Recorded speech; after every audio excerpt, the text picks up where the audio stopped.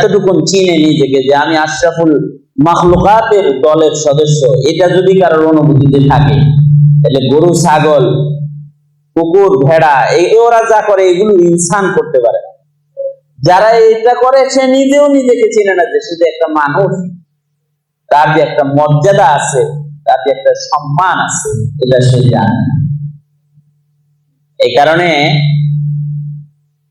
আমাদের নিজেকে নিজে চেনার জন্য এরকম বৈঠক দরকার। আমি খুব ধন্যবাদ জানাই ওলামা পরিষদকে যে ওনারা মাঝে মাঝেই বসেন, বসার দ্বারা আত্মপরিচয় নিজেদের ভিতরে প্রস্ফুটিত হয়, এটা ফুটে ওঠে। নিজেদের পরিচয়, নিজেদের জিম্মাদারি, নিজেদের দায়িত্ব, নিজেদের কর্তব্য, এগুলোর একটা বুঝ নিজেদের ভেতরে আসে। আর এই বুঝগুলাই যখন না থাকে তখনই সব কাজ বরবাদ হয়ে যায়, সব কাজ নষ্ট হয়ে যায়। দেখেন এই বিসিএস ক্যাডার যারা হয় না, এদেরকে চিনানো হয় আগে। ওয়াজের সময় তো বলেন যে নিজেরে চিনছে সে আল্লাহরে চিনছে, মানে আরাফা নাফসাহু, যে নিজেকে চিনছে সে রবরে চিনে ফেলাইছে। ওয়াজ তো খুব সুন্দর করে তাই না? এই বিসিএস ক্যাডার যারা হয় এদেরকে চিনানো হয় যে তুই কি জানিস, তুই বিসিএস ক্যাডার, চিনানো হয়। তুই কিন্তু যে সেই না। এদের যে ক্যাডার প্রশিক্ষণ যেটা হয়, প্রশিক্ষণের ভিতরে চিনা, এই তুমি কি মিয়া রাস্তার ফকির নাকি, তুমি কি সাধারণ কর্মচারী নাকি, তুমি কিন্তু ছিলেন বুঝবুদ্ধি বিবেক নিয়ে কদম কদম চইল। এই প্রশিক্ষণের ভিতরে শিখাই এটা। এই তুমি কিন্তু একটা ওসি, তুমি কিন্তু পুলিশ না, তুমি কিন্তু ওসি, এটা বোঝানো হয়। তুমি একটা ওসির চেয়ার রক্ষণাবেক্ষণ করবে। তুমি কিন্তু একটা ভবিষ্যৎ ডিসি, তুমি হবে একটা ইউনো, এক সময় তুমি হবে পুলিশ সুপার, এক সময় হবে তুমি আইজি, ডিআইজি পোস্টে তোমার বসতে হবে। হিসাব নিকাশ করেছে, চিনানো হয়, নিজেকে নিজে চিনানো হয়। নিজেকে যখন চেনানো হয় তো তাদেরকে এই প্রশিক্ষণও দেওয়া হয়, এগুলো শেখানো হয়।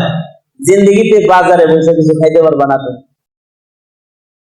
জীবনে কোনোদিন বাজারের ব্যাগ নিয়ে নিজে হাঁটতে পারবা না, এটাও শেখানো হয়।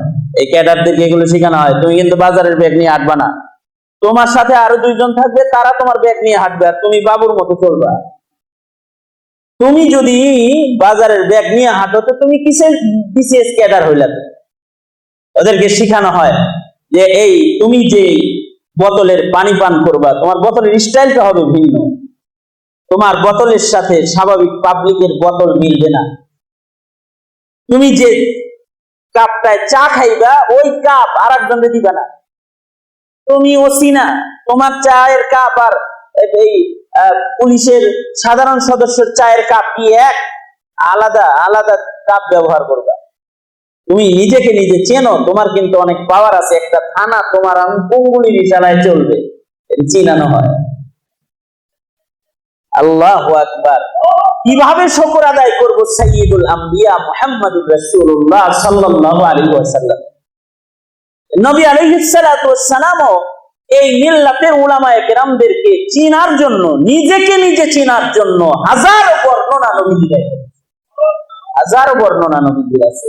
তুমি নিজেকে চেনো, তুমি সাধারণ না, তোমার একটা মর্যাদা, ইলমের কারণে তোমার মর্যাদা আলাদা। ইসলামের শরীয়তে ইসলামে একজন আলেমের মর্যাদা আলাদা। আলেমের ভেতরে ইলমের আমানত আসার কারণে যেই মর্যাদাটা তার আছে, এইটা আল্লাহর নবী একেবারে ধরে ধরে শিখাইছে। জানো তোমাদেরকে নূরের তাজ পরানো হবে, তোমরা আলাদা। জানো তোমরা মানুষদেরকে শাফাআত করে জান্নাতে নিয়ে যাবে, তোমাদের পাওয়ার আলাদা। তোমরা জানো তোমরা আলেমে দ্বীন ইউমাইয়িজুল উলামা, ময়দানে মাহশারে তোমাদেরকে আল্লাহ আলাদা মসনদ দান করবে, তোমরা আলাদা। বুঝাইছে আল্লাহর রাসূল সাল্লাল্লাহু আলাইহি ওয়াসাল্লাম। নবী আলাইহিস সালাতু ওয়াস সালাম বুঝাইছেন যে তোমাদের জবানের পাওয়ার আলাদা, তোমাদের কলমের পাওয়ার আলাদা। তোমরা শাফাআতকারী কাফেলা, ইয়াশফাউ ইয়াউমাল কিয়ামাতি উলামা, উলামায়ে কেরাম, আল আম্বিয়া ওয়াল উলামা। নবীরা খালি শাফাআত করবে না, তোমরাও শাফাআত করবে। কত বড় মর্যাদা আল্লাহর রাসূল বুঝাইছেন, মসনদ বুঝাইছেন। এই যে নবী আলাইহিস সালাতু ওয়াস সালাম আমাদেরকে যে নিজেকে নিজে চেনার যে ইলম আমাদের কাছে রাখছেন, এইটাও তো আমরা কোনো সময় ফিকির করি না যে আমাদেরকে আল্লাহ তাআলা কোন মসনদ দান করছেন, কোন মসনদে আল্লাহ তাআলা আমাদেরকে বসাইছেন। এইটা যতক্ষণ পর্যন্ত একজনের ভেতরে এই বুঝ না আসবে, ততক্ষণ পর্যন্ত সে তার জিম্মাদারি আদায় করতে পারে। যদি চিন্তাটা এমন হয় যে আমি, আমার দায়িত্ব হলো সামনে দাঁড়ায় নামাজ পড়াবো, ইমামতি করবো, বাস পেছনে কিছু থাকবে, আমার সাথে রুকু করবে, আমার সাথে সেজদা করবে, খালাস, সালাম ফিরায়া বাস আমি আমার মতো ঘরে চলে যাব, এটাই কি একজন ইমামের জিম্মাদারি? যদি একজন আলেম এটা চিন্তা করে যে আমি মাসে মাসে বেতন দিবে, বেতন নিব, নেশাব আছে যে পরিমাণ, পাতা উল্টামো, খালাস, ঘরে যে আরামে ঘুমাবো, যদি এটা চিন্তা করে, এইটা তার জিম্মাদারি? এইটুকি তার জিম্মাদারি? এইটুকি তার জিম্মাদারি? একজন ইমাম, একজন মুয়াজ্জিন, সে যদি মনে করে আমার হলো টাইম টু টাইম আজান দিমু, বাস আকামত দিমু, দাঁড় করাইয়া দিমু, সালাম ফিরামু, চলে যাও, যদি মনে করে এটাই আমার জিম্মাদারি, ভুলের উপরে আছে না। উলামাদের জিম্মাদারির যে দায়িত্ব, এটা তো অনেক বিশাল দায়িত্ব। এই দায়িত্ব আমরা আদায় করতে ব্যর্থ বিধায়ী মহামারী। খালি দোষ খালি এই বাহিরে যারা গুনাহ করে তাদেরকে দিয়েন না, দোষ কিছু কিছু নিজেদের ধারে আনেন, নিজেদের, আমাদের ঘরে কিছু দোষ আনি আমরাও তো আমাদের জিম্মাদারি আদায় করি না।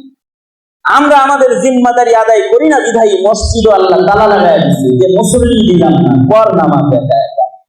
আমরা আমাদের জিম্মাদারি আদায় করি না বিধায়ী দরসগাহকে তালা লাগায় দিছে, তোরে কালা কালা রাসূলুল্লাহ এই আওয়াজ শুনাইলাম না, যা ঘরে বসে থাক।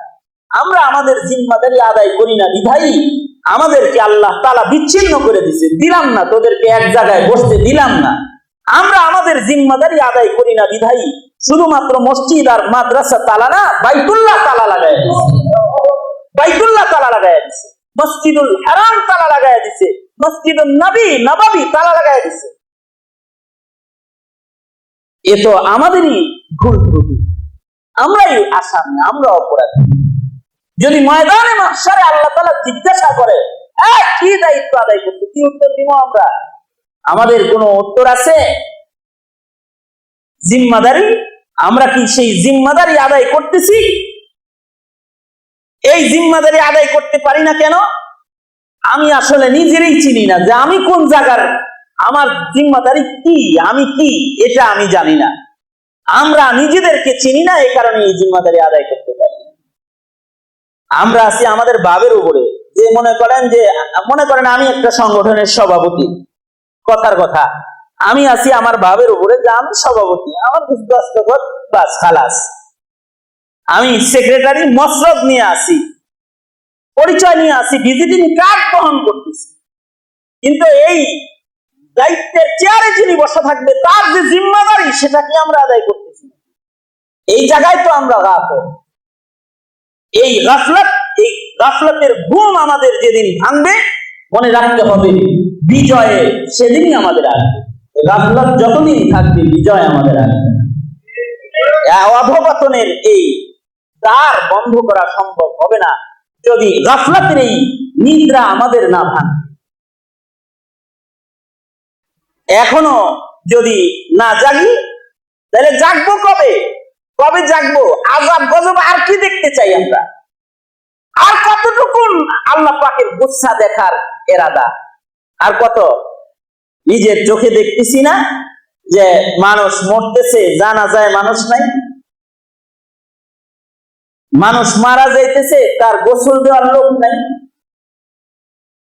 এই এই 4-5 মাসে কত মানুষের দাফন জানাজা ছাড়া হয়েছে, গোসল ছাড়া হয়েছে। গোসলও হয় নাই, জানাজাও হয় নাই। এর জানাজা নিজের আপন জনদের সাথে মোলাকাত হয় নাই, বাপের লাশ ছেলে দেখতে যায় নাই, আছে না? বিশ্ব চোখের সামনে আছে না? আর কত দেখতে চাই আমরা? আমাদের ঔষধ নাই, চিকিৎসা নাই, হসপিটালে যাওয়ার হসপিটালও তালা লাগাইছে। আর কত দেখতে চাই? যদি আরো বেশি কিছু দেখতে চাই তাহলে আমাদের ধ্বংস অনিবার্য হয়ে যাবে। এখনই সময় জাগ্রত হওয়ার, এখনই সময় আবার নিজেদের দায়িত্বকে বুঝে নেওয়ার। যদি দায়িত্বকে বুঝে নিতে পারি তাহলে আল্লাহ তাআলা আমাদেরকে সফলতা দান করবে। এটা একটা বিষয় যে আমরা আসলে নিজেকে চিনি না, এটা একটা বিষয়। তাইলে নিজেকে নিজে আগে চিনতে হবে। আমরা যে একটা আলাদা মর্যাদার আসন আল্লাহ পাকের কাছ থেকে নিয়ামত হিসেবে পাইছি, এই জিনিসটা, এই অনুভূতি আমাদের ভেতরে লাগবে যে আল্লাহ তাআলা ইলমের ওয়ারাসাত দান করছেন, নায়েবে নবীর চেয়ার দান করছেন, জিম্মাদারির মর্যাদার একটা আসন দান করছেন। এইটা আমাদের বুঝতে হবে। আমাদেরকে কোনো চাকরি দেয় নাই, চাকরি না, মর্যাদার আসন দান করছেন, এইটা আমাদের বুঝতে হবে। আর দ্বিতীয়ত যে আমাদেরকে আল্লাহ তাআলা যে এই যে এটা দিছেন, এই আসন দিছেন, এটার হক আল্লাহ পাকের মহব্বত দিয়ে আদায়, মহব্বত লাগবে, আল্লাহ পাকের মহব্বত। আল্লাহ পাকের মহব্বত ব্যতিরিক্ত, আল্লাহ পাকের ভালোবাসা ব্যতিরিক্ত আল্লাহ পাকের নিয়ামতের শুকরিয়া আদায় করা সম্ভব না। ইবলিসের সব ছিল, খালি মহব্বত ছিল। ইবলিস আহলে ইলম ছিল, ইবলিস আবেদ ছিল, আলেম ছিল, জাহেদ ছিল, আশিক ছিল না। ইবলিসের ভিতরে ইশক ছিল না, মহব্বত ছিল না। আমরা যদি কেউ আলেম হই, আবেদ হই, কিন্তু আশিক যদি না বলি, তাহলে আমাদের দ্বারা আল্লাহ পাকের গোলামীর হক আদায় করা সম্ভব হবে। আবেদ হইলেই হবে না, তো ইবাদতও ইবলিসের ছিল। জমিনের এমন কোন জায়গা নাই যেখানে ইবলিস সিজদা দেয় না। আলেমও সে ছিল, মুআল্লিমুল মালাইকার মসনদ ছিল, কিন্তু আশিক ছিল না।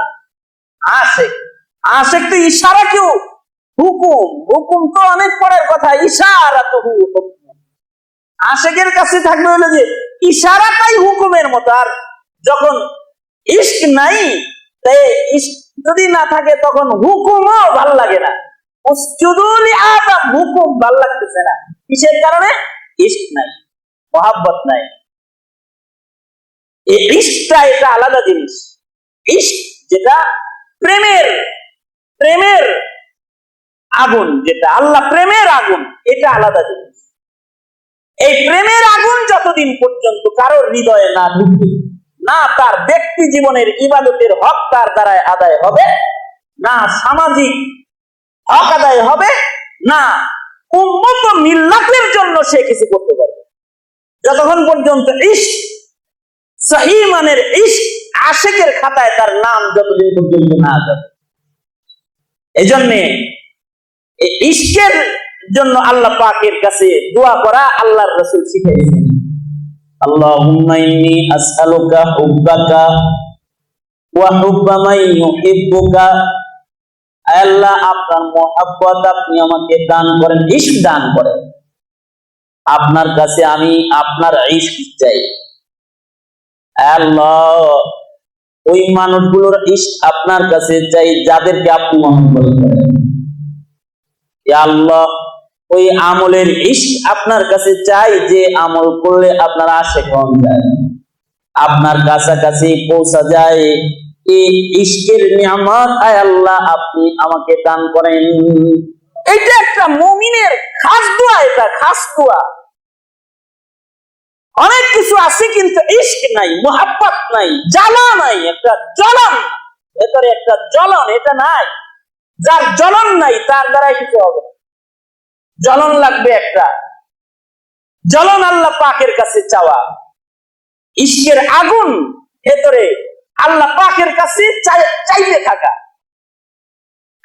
ইশক না থাকলে পরে মিল্লাতের জন্য কাজ করা, অথবা জিহাদ ফি সাবিলিল্লাহ করা, অথবা নিজের সর্বোচ্চ কুরবানি পেশ করা তো দূরের কথা, ইশক না থাকলে পরে হক আদায় করে একটা সেজদা জীবনে দেওয়া সম্ভব হবে।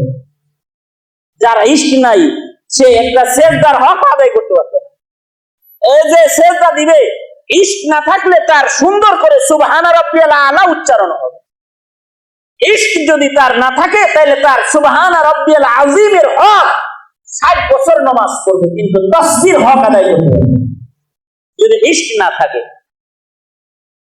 এইজন্য এইটা আল্লাহ পাকের কাছে চাওয়া, এটা আল্লাহ পাকের কাছে চাইতে হবে। আমরা এই উম্মতের হৃদয়ে ইশকের আগুন ধরানোর ফিকিরও করি না। এই আমরা যারা আছি, আমরা উলামায়ে কেরাম যারা আছি, যারা আলেম পরিচয়, আমাদের যাদেরকে উলামা মে শুমার কিয়া জাতা है, আমাদেরকে যাদেরকে আলেম হিসেবে গণনা করা হয়, যাদেরকে এটা মৌলভী সাহেব, এটা মৌলভী সাহেব, এটা আলেম, এটা ওয়ারিসে নবী, যাদেরকে গণনা করা হয়, মনে করছেন এই গণনাই শেষ হয়ে গেছে? এই গণনাই শেষ গণনা না, আরেকটা গণনা হবে, এই জিম্মাদারি আদায়ের গণনা।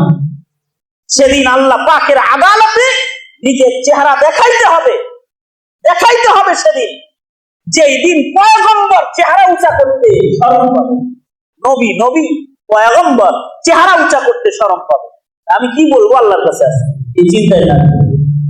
ওই একটা দিন আপনার আমার জন্য আছে, আপনাকে আমাকেও সেদিনের মুখোমুখি হতে হবে। আপনি কয়জনের হৃদয়ে বাতি জ্বালাইছিলেন? আপনাকে যে নায়েবে নবীর মসনদ দান করছেন, আমি কয়জনকে বাতি জ্বালাইছি, মোহাব্বত শিখাইছি, আল্লাহ পাকের প্রেম শিখাইছি, দরদ শিখাইছি। আরে ভাই, 40 বছর এক মসজিদের ইমামতি করতেছে, এখনো পর্যন্ত 5টা মুসল্লির হৃদয়ে ইশকের আগুন ধরাইতে পারেন নাই। 40 বছর বেতন নিয়েছেন না? 40 বছর সুবিধা ভোগ করছেন না? 40 বছর এই মহল্লার অলি গলি দিয়া আলো বাতাস খাইছেন না? 40 বছর পর্যন্ত এই গ্রাম আর মহল্লার যত গাছের পয়লা ফল আপনার ঘরে পড়ছে না? আপনার বাড়িতে কি 40 বছর পর্যন্ত আমরা আপনার কামরায় এই মহল্লার সুন্দর পিঠা আর ভালো রান্না উম্মত পৌঁছাইছে না? আপনি কার কাছে ইশকের দাওয়াত পৌঁছাইছেন? আপনি আর আমি কয়জনের কাছে আল্লাহ পাকের প্রেমের দাওয়াত লয়ে গেছেন? গেছি আমি, আপনি কয়জনের কাছে গেছি? এটা এই জিম্মাদারি আদায় করেছে কিনা যদি জিজ্ঞাসা করে, কি জবাব হবে? আমি মাঝে মধ্যে যখন হযরতদের কাছে যাই, তো আমার মুরব্বী যারা, তারা মাঝে মধ্যে আমাকে বলে, একদিন আমার শায়েখ আমাকে বলতেছে, মৌলানা জীবনে কম ভালো খাইলি না রে। তো তুই নিয়ে করে বলতেছে, জীবনে অনেক খাইলি, যে এত ভালো খানা ফার্স্ট ক্লাস অফিসারের নসিবে জোটে না। জীবনে এত দামি গাড়ি ব্যবহার করলি যে এমপি মন্ত্রী ব্যবহার করে না। কিন্তু জীবনে যতগুলো কথা বলেছো, যতগুলো নসিহত করেছো, তোমার নসিহতের মাধ্যমে কি পরিমাণ মানুষের হৃদয়ে ইশক প্রবেশ করানোর দেখে কথা বলেছো, হিসাব দিতে পারবা? আমার একদিন যখন এই কথা বলছে, আমার তো অস্থির হয়ে গেছি। আসলেই তো জীবনে যতগুলো কথা বলছিস, এই জবানটা যতবার ব্যবহার করছিস, এই জবানের যতগুলো শব্দ উচ্চারণ করছিস, এই শব্দগুলোর হিসাব যদি আল্লাহ তাআলা জিজ্ঞেস করে, কি দেওয়া হবে আল্লাহর আদালতে হিসাব? এটা একটা ফিকির, আমার হৃদয়ে আল্লাহ পাকের ইশক বা মুহাব্বতের কতটুকু পরিমাণ আছে, আর আমি উম্মতকে কতটুকু দিছি। আরে আমরা তো এই ফিকির তো বাদ, নিজের সন্তানদের হৃদয়ে আল্লাহ পাকের মুহাব্বতের ফিকির আমাদের হৃদয়ে নাই। উম্মত বাদ দেন। আমি এক আলেমে দ্বীনের সাথে এই কিছুদিন আগেও এক আলেমের সাথে কথা হয়েছে। তো তার মনে করেন তার এক ছেলেকে বানাইছে পাইলট, আর এক মেয়ে ইউনিভার্সিটিতে পড়ে, আলেম কিন্তু ইউনিভার্সিটিতে পড়ে। আর একজনকে পাইছি যে তিনি বড় মুফতি সাহেব, এই সম্প্রতিকালে তিনি বড় মুফতি সাহেব, কিন্তু তার সন্তান নামাজ পড়তেছে না, তার সন্তানের সুন্নতি লিবাস নাই। আলেমে দ্বীন, তিনি মুফতি সাহেব, তার কাছে ফতোয়া নিয়ে মানুষ যায়, ফতোয়া নিয়ে যায়, তিনি ফতোয়া লেখেন মানুষকে ফতোয়া দেন, আর তার সন্তানের ফিকির তার ভেতরে এতটুকু নাই। জিজ্ঞাসা করলাম ওদের এই হাল, তার চেষ্টা করছি, হয় না, নসিবে নাই। চেষ্টাটা ঢিলে ঢালা করছেন। হ্যাঁ, ওরা সত্য বন্টন করবেন আল্লাহ তাআলা, ঠিক আছে, কিন্তু উম্মতের হক তো আদায় করি নাই, নিজের ছেলের হক তো আদায় করি, নিজের মেয়ের হক আদায় করি নাই, নিজের ভাইয়ের হক আদায় করি নাই। হিসাবটা কি হবে হাসরের কঠিন ময়দানে? আল্লাহর আদালতে হিসাবটা কি হবে আমাদের?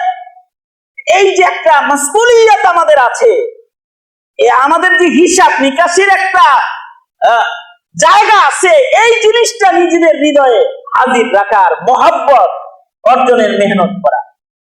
মহব্বত অর্জন করার জন্য কই যাবেন? মহব্বতের কিছু বাজার আছে, মহব্বতের বাজারে ঘোরাফেরা করা। মহব্বতের বাজার আছে না? মহব্বতের বাজার যদি না থাকতো তাহলে এই মহব্বতের আসমানও থাকতো না। মহব্বতের বাজার যদি এখনো না থাকতো তাহলে মহব্বতের জমিনও থাকতো না। মহব্বতের মুআমালা, শস্য শ্যামলা, রিজিকের এই মুআমালার দরওয়াজাগুলো ওপেন থাকতো না, এগুলো বন্ধ করে দিত আল্লাহ তাআলা। মহব্বতের বাজার আছে, এই মহব্বতের বাজারগুলোতে ঘোরাফেরা করা, যেখানে গেলে মহব্বত হাসিল হয়, এই সকল বাজারে যাওয়া, মহব্বতের মানুষদের কাছে যাওয়া, যাদের কাছে গেলে মহব্বত হাসিল হয়। মাছওয়ালার কাছে গেলে মাছ পাওয়া যায়, দোকানওয়ালার কাছে গেলে দোকানের সামান পাওয়া যায়, মহব্বতওয়ালার কাছে সাক্ষাৎ হইলে কিছু মহব্বত পাওয়া যায়। এ কারণে গভীর রজনীতে, শেষ রাত্রিতেও দোয়া করতেন আমাদের বুজুর্গরা, ইয়া রব তেরি উশাক সে হো মেরি মুলাকাত, या रब तेरी उशाक से हो मेरी मुलाकात, कायम है जिनके फैज से ये अर्ज़ो समावात, कायम है जिनके फैज से ये अर्ज़ो समावात। এটা কিন্তু শেষ রাত্রির দোয়া। হাকিম আখতার রহমাতুল্লাহি আলাইহি তিনি শেষ রাত্রিতে দোয়া করতেন, আল্লাহ তোমার প্রেমিকদের সাথে একটু দেখা করায় দিও, আল্লাহু আকবার, প্রেমিকদের সাথে মুলাকাত করায় দিও।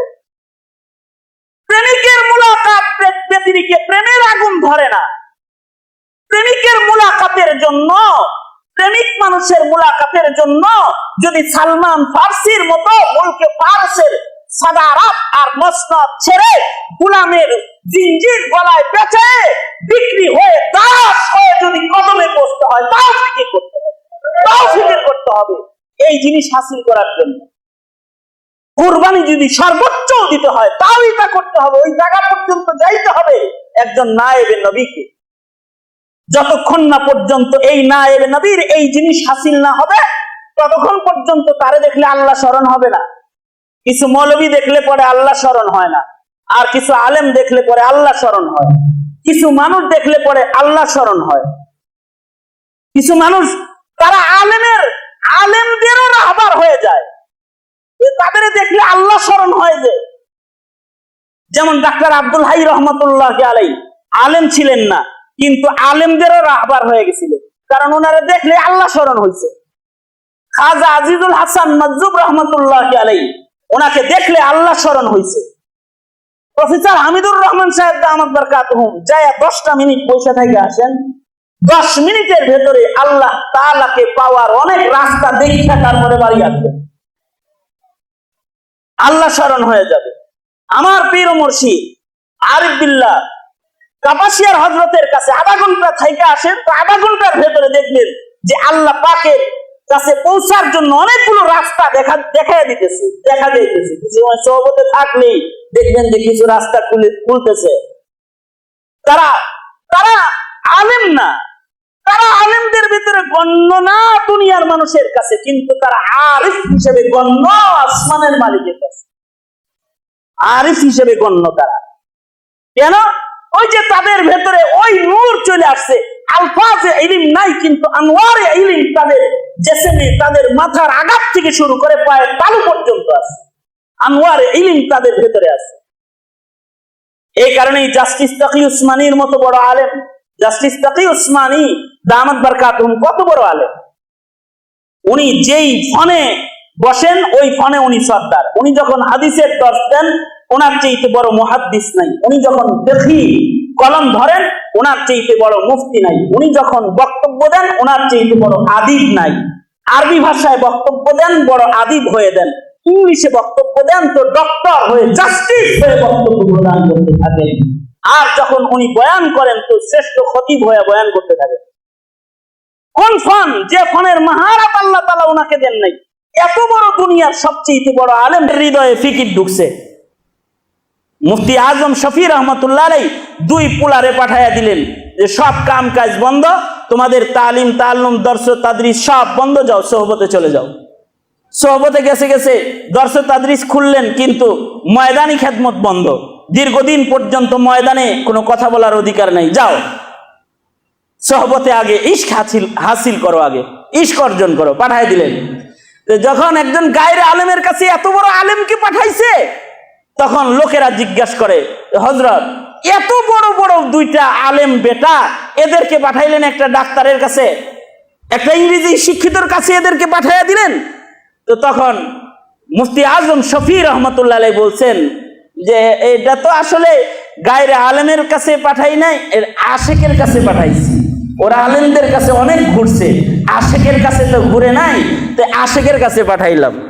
তবে ওরা দস্তারে ইলম তো হাসিল করেছে, এবার দস্তারে মোহাব্বত হাসিল যদি করতে পারে, তাহলে ওরা এমন জায়গায় চলে যাবে যে ওদের মসনদ কেউ দেখতে পারবে না, এত উপরে চলে যাবে। না জানে क्या से क्या हो जाए मैं कह नहीं सकता, न जाने क्या से क्या हो जाए मैं कह नहीं सकता, जो दस्तारे फजीलत गुम हो दस्तारे मोहब्बत में, जो दस्तारे फजीलत गुम हो दस्तारे मोहब्बत में, न जाने क्या से क्या हो जाए, न जाने क्या से क्या हो जाए मैं कह नहीं सकता, जो दस्तारे फजीलत गुम हो दस्तारे मोहब्बत में, जो दस्तारे फजीलत गुम हो दस्तारे मोहब्बत में। दस्तारे फजीलतेर আমানত ওদের হাসিল আছে, এবার দস্তারে মোহাব্বত হাসিল করার জন্য পাঠাইছি। বাস দস্তারে মোহাব্বত যখন হাসিল হয়ে গেছে, তো এবার তিনি পৃথিবীর বড় মসনদ আল্লাহ তাআলা সারা দুনিয়ার বড় মসনদটা দিয়ে দিয়েছে। আল্লাহু আকবার। এই মোহাব্বতের মসনদ হাসিল করার বিষয়। এই মোহাব্বতের মসনদ যাদের হাসিল না হয়, সে বড় আলেম হওয়ার পরেও তার ইলম কখনো কখনো বিক্রি হয়ে যায়। মোহাব্বতের মসনদ যদি কারোর হাসিল না হয়, সে বড় আবেদ হওয়ার পরেও তার ইবাদত কখনো কখনো ডাকাতি করে নিয়ে যায়। মোহাব্বতের মসনদ যদি কারোর হাসিল না হয়, তাহলে তার সূরত কখনো সূরত পরিবর্তন হয়ে যায়, তার সিরাত হারিয়ে তার জিন্দেগির ভেতরে জাহালাত আর মূর্খতার পূর্ণ ছাপ আলেম হওয়ার পরেও এসে যায়। কিন্তু ইশকের মসনদ যদি কেউ হাসিল করে ফেলায়, তো আল্লাহ তাআলার এমন পেয়ারা সে হয়ে যায় যে ইশকবাজি করে সে আল্লাহ পর্যন্ত পৌঁছে যায়। আল্লাহু আকবার। ইশকবাজি করে আল্লাহর কাছে চলে যায়, ইশকবাজি করে। সাহাবায়ে কেরাম রিজওয়ানুল্লাহি আলাইহিম আজমাইন রাদিয়াল্লাহু আনহুম ওয়া রাযু আনহুর সনদ ইয়াফতা, তো গোটা 1.5 লক্ষ জামাত। এই 1.5 লক্ষ জামাতের ভেতরে সবার কাছে ইলম ছিল না, সবাই বড় মুফতি ছিল না, সবাই বড় মুহাদ্দিস ছিল না, কিন্তু সবাই 1 নাম্বার আশিক ছিল। 1 নাম্বার আশিক। হাত্তাকে মাআজ মুআউযও 1 নাম্বার আশিক। হাত্তাকে একটা মহিলা উম্মে সুলাইম মহিলা 1 নাম্বার আশিক। এমন যত মহিলা আছে সব মহিলা সাহাবী 1 নাম্বার আশিক। ছোট ছোট বাচ্চা বাপ যেমন আশিক, ছেলেও ওইরকম 1 নাম্বার আশিক। হযরত বরা যেরকম নবীর আশিক, হযরত বরার সন্তান তলহা ছোট, সেও নবীর আশিক, সেও নবীর আশিক। ইশকবাজিটা এটা সাহাবীদের জামাতের ভেতরে মৃত্যুর আগে একটা শিশু বাচ্চারও হাসিল ছিল, শিশু বাচ্চারও হাসিল ছিল ইশকবাজি। এ প্রেমের নিয়ামত হাসিল, আল্লাহ পাকের মারিফতের নিয়ামত হাসিল, ইশকের নিয়ামত হাসিল এ ছোট ছোট বাচ্চাদের ভেতরে ছিল। এমনকি নবীর যুগে সাহাবী কোলের শিশুর ভেতরেও প্রেম ছিল। কোলের শিশু কেবল কথা শিখছে, হাঁটা শিখছে, তার ভেতরেও প্রেম ছিল। আপনার আমার ভেতরে প্রেম নাই, প্রেমের বাতিটাই এখনো পর্যন্ত জ্বালাইতে পারি নাই। একটা ছোট বাচ্চার ভেতরেও প্রেম ছিল। আল্লাহর রাসূল সাল্লাল্লাহু আলাইহি ওয়াসাল্লামের ইন্তেকালের পরে হযরত বেলাল মদিনায় থাকেন নাই। ইশকের গালাবার কারণে রওজা থার দেখবেন আর নবীরে দেখবেন না, সইতে পারতেছেন না, উনি হিজরত করে বাইরে গেছেন গা। আল্লাহর রাসূল সাল্লাল্লাহু আলাইহি সাল্লাম 6 মাস পরে স্বপ্নে ডাইকে আনছেন, তো স্বপ্ন যোগে ডাকছেন, তো আসছে নবীর রওজায় জিয়ারতের জন্য। যখন মদিনায় ঢুকতেছে হযরত বেলাল, ছোট ছোট বাচ্চারা যায়া সিরাতের কিতাব লেখে, মায়ের কাছে যায়া বলতেছে, মা বেলাল আসছে, মনে হয় রাসূল আসবে। দেখলাম বেলাল আসতেছে, ওমার রাসূল আসবে মনে হয়। হযরত বেলাল যখন মসজিদে আজান দিয়েছে, আজানের আওয়াজ সুদূর মাকামে রওহা পর্যন্ত চলে যেত।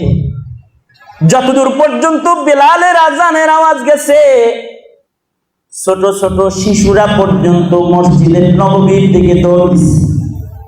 বেলালের আজান শোনা যায়। বেলাল যেহেতু এসেছে, সরকার বুঝি ইমামতের মুসল্লায় দাঁড়ায় নামাজ পড়াবে।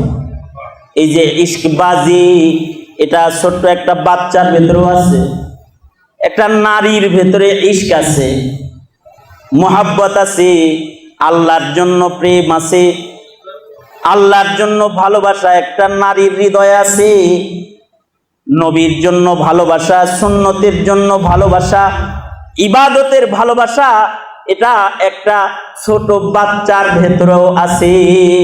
আর আমরা হইল বুড়া হয়ে গেছি, চুল দাড়ি পাকে গেছে, আজরাইলের সাথে মোলাকাত হয়। মাঝে মাঝেই মনে হয় যেন আজকে রাতে মনে হয় শেষ রাত, মরে যেতেছি কিনা।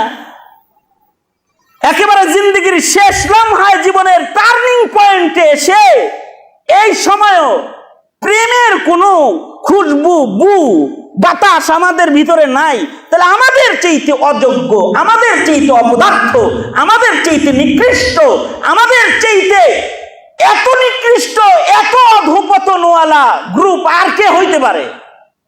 এই হইল আমাদের হালাত। আমি আপনাদেরকে বলতেছি না, আমি উসিকুম ওয়া নাফসি, আমি আমাকেই বলতেছি আগে। আউয়ালান উসিকুম ওয়া নাফসি, আপনাদেরকে করার আগে আমি আমাকে বলতেছি আগে, যে আমি আমারও হালাতেই, যে আমিও আমার হৃদয়ে এই ফিকিরগুলো প্রবেশ করাইতে পারতেছি না, ব্যর্থ হইতেছি, বিদায়ী গ্লানি, লাঞ্ছনা, গঞ্জনা, যেদিকে যাই ওদিকে অশান্তি আর অশান্তির দাবানল জ্বলতেছে।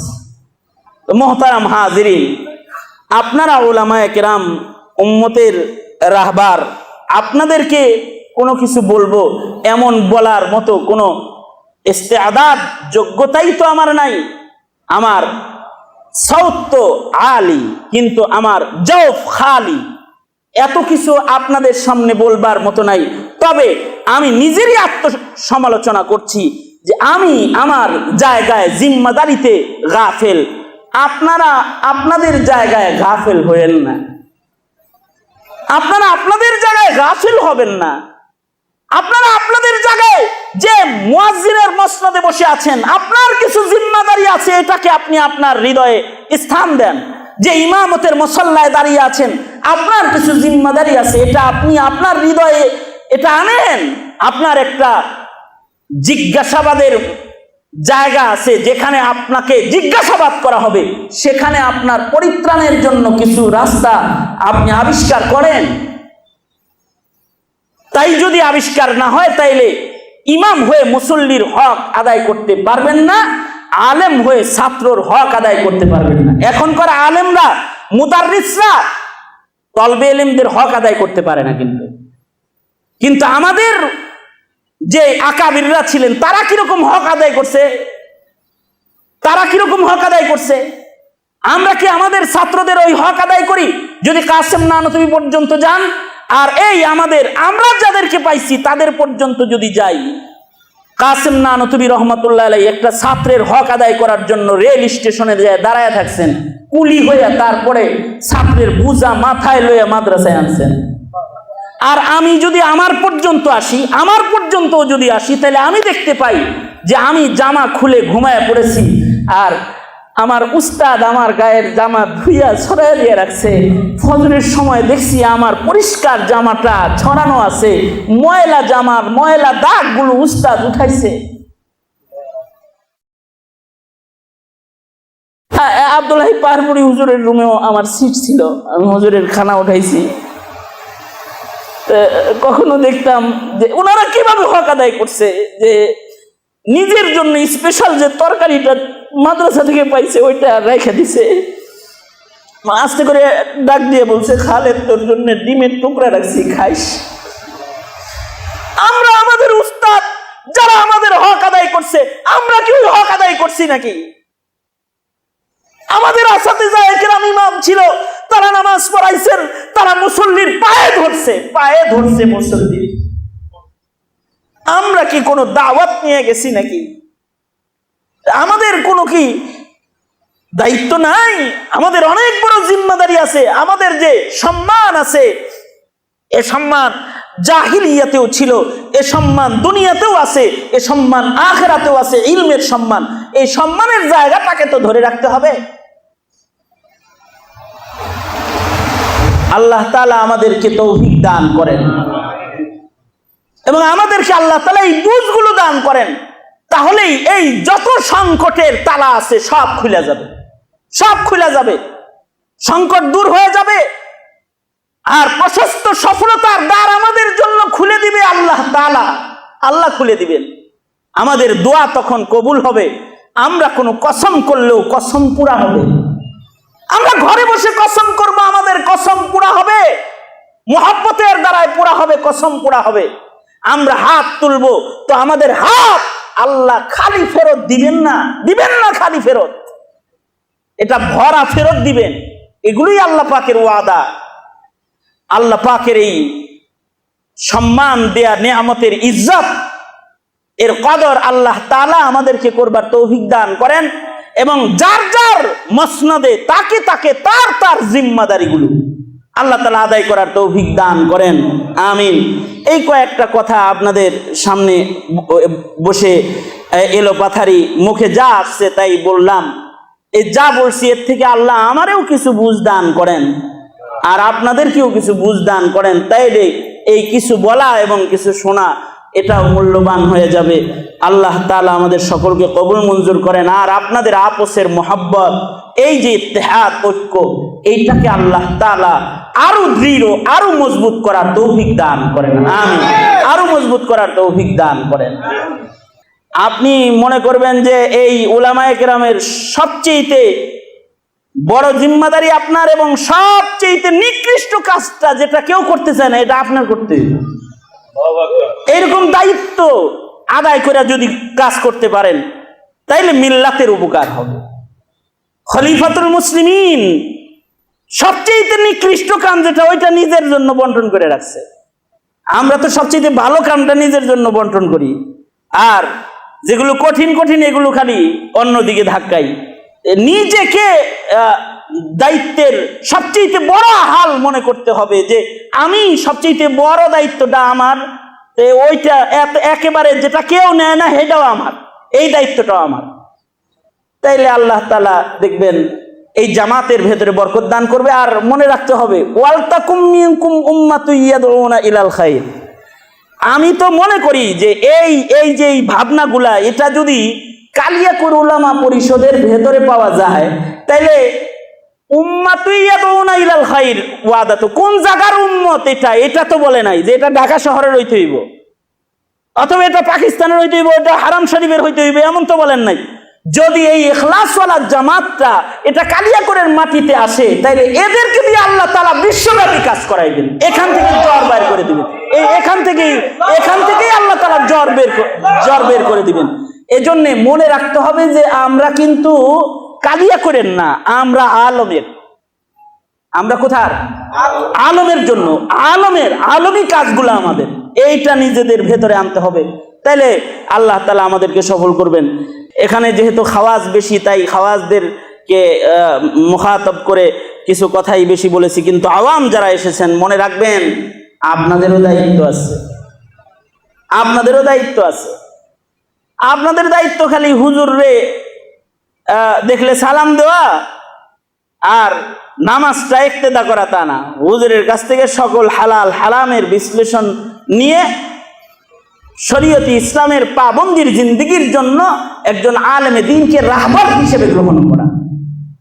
যতক্ষণ পর্যন্ত ইঞ্জিনটা ভালো না হবে ততক্ষণ পর্যন্ত বগিগুলা জায়গা মতো যাবে না।